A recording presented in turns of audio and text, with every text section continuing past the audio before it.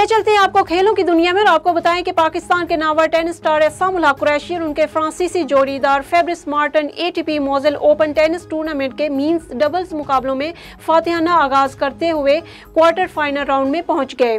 उन्होंने मर्दों के डबल्स मुकाबलों के इब्तदाई राउंड में बोस्निया हर्जेगोविना के टोमिस्लाव ब्रोकिच और उनके सर्बियन जोड़ीदार निकोला चाचिच को शिकस्त दी। एटीपी मोजेल ओपन टेनिस टूर्नामेंट के कांटेदार मुकाबलों का सिलसिला फ्रांस के शहर मेटर्स में जारी है। कॉमनवेल्थ गेम्स में मेडल जीतने वाले पाकिस्तानी पहलवान का डोप टेस्ट मस्बत आ गया। कॉमनवेल्थ गेम्स में अली असद ने 57 किलोग्राम कैटेगरी में कांसी का तमगा अपने नाम किया था। कॉमनवेल्थ गेम्स के लिए रवानगी से पहले अली असद का पाकिस्तान में डोप सैंपल लिया गया था, जिसकी रिपोर्ट मस्बत आने का इंकशाफ हुआ, जिस पर कॉमनवेल्थ गेम्स के दौरान भी होने वाले उनके डोप टेस्ट की रिपोर्ट पॉजिटिव आई। ए सैंपल मस्बत आने पर अली असद की दरख्वास्त पर बी सैंपल टेस्ट भी पॉजिटिव निकला।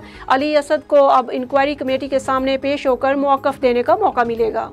पाकिस्तानी हेड कोच सकलैन मुश्ताक का कहना है कि ये मिडल ऑर्डर हमारा है, हमें इसको सपोर्ट करना चाहिए। बार बार मिडल ऑर्डर पर बात करके खिलाड़ियों का एतमाद ख़राब किया जा रहा है।